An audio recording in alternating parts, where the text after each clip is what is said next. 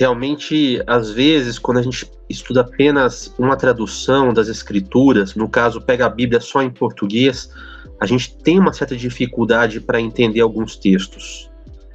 Primeiro, a gente tem que falar claramente, eu falei, né, que o Antigo Testamento, ele tem uma concepção hebraica, e a concepção hebraica é muito clara em falar que a alma é mortal, que quando o homem morre, ele permanece em completa inconsciência, e como falou o pastor Misael agora, que a recompensa virá na ressurreição. Estão todos no pó da terra, aguardando a ressurreição, e todos ressuscitarão, né? Na primeira ressurreição, os justos, na segunda ressurreição, os ímpios. Nós temos que entender que no pensamento que tinham Jesus, que tinha Paulo, que tinha Daniel, que tinha Davi, que tinha Jó, que tinha Moisés e os profetas todos, este pensamento era de que a alma, que é o quê? Ela é o nosso eu, ela é a nossa consciência, nossos sentimentos, nossos pensamentos. Ela é viva quando o espírito que vem sobre nós nos traz vida. Então existe um corpo mortal, existe o espírito neste corpo, isso traz vida, então isso gera vida, isto produz vida à alma. Quando o espírito sai e deixa o corpo mortal, a alma perece. Então, alma no pensamento hebraico é isto, e não uma consciência ou algo espiritual que sai de você. O que sai de você é o fôlego de vida, é o espírito que Deus te dá para te trazer vida, ele sai de você e volta para Deus. É esse o pensamento hebraico. E o Novo Testamento, ele referenda e apoia esta posição.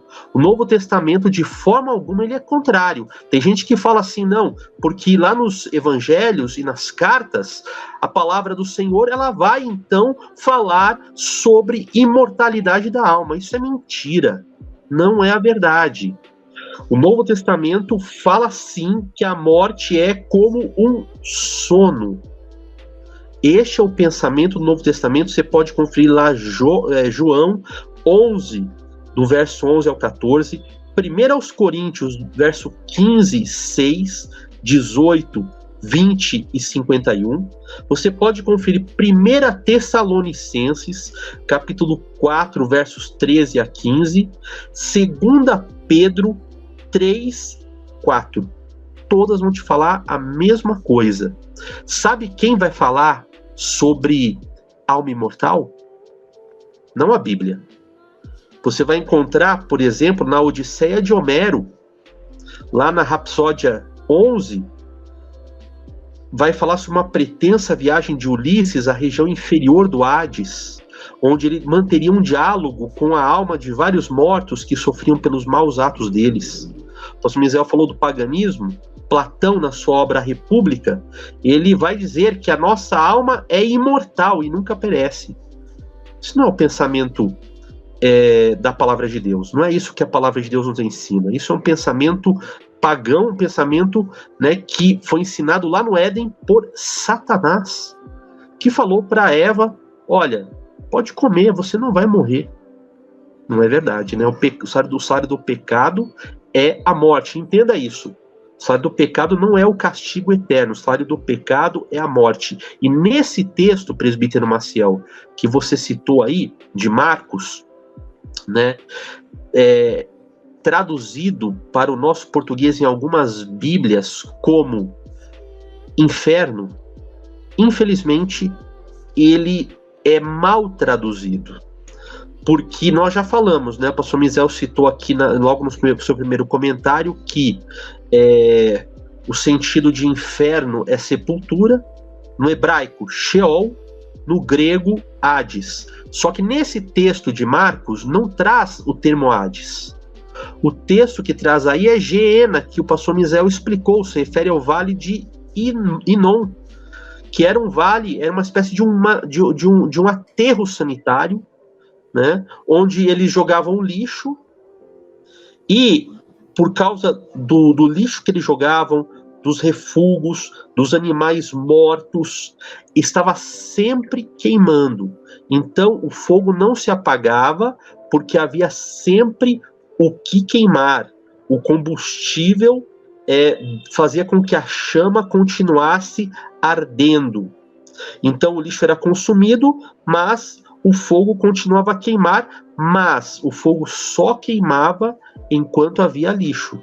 Jesus, ele utiliza esta ilustração para falar que o destino final dos ímpios vai ser da mesma maneira. Porque a Bíblia fala, como falou, já citou o pastor Misael, que após a segunda ressurreição, veja bem, estão todos na sepultura.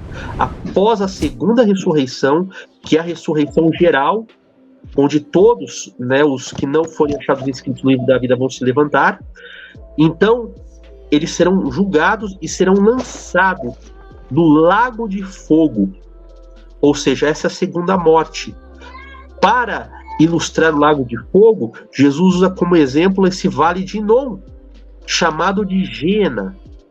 Então, nesse vale de Inom eram jogados o lixo, cadáveres de animais, eram jogados refugos, e até os criminosos, presbítero Maciel, eram jogados lá.